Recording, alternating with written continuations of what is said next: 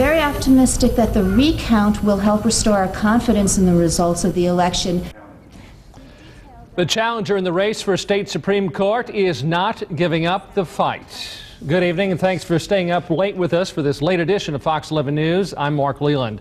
A recount is on the way in the race for state Supreme Court Justice. Justice David Prosser and Assistant Attorney General Joanne Kloppenburg have been in a heated battle for the seat. Initial results after April 5th showed Kloppenburg ahead, but the final tally has Prosser leading by more than 7,000 votes. More than 2 weeks after the votes were cast, neither side is planning on giving up. Fox 11's Christine Crowley has balanced coverage. My campaign is asking the Government Accountability Board to conduct a statewide recount. While Joanne Kloppenburg trails Justice David Prosser by more than 7,000 votes, she says a recount is the right thing to do.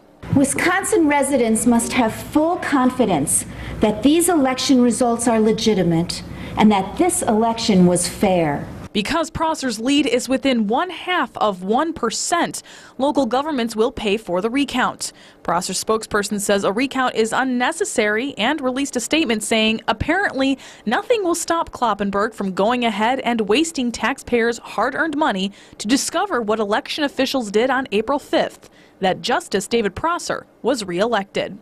St. Norbert political science professor Charlie Jacobs says winning the recount is a long shot for Kloppenburg. Very infrequently does a statewide election turn, and with the margin as large as it is, it's even more unlikely. But in addition to a recount, Kloppenburg is also asking for a thorough investigation of Waukesha's county clerk, Kathy Nicholas. Nicholas failed to report 14,000 votes on election night, later blaming human error.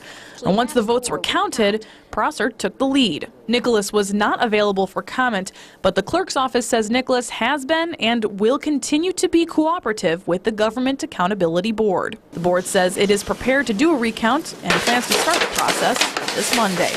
Christine Crowley, Fox 11 News. Jacob says the taxpayer-funded recount could cost about $1 million and take about 2 weeks.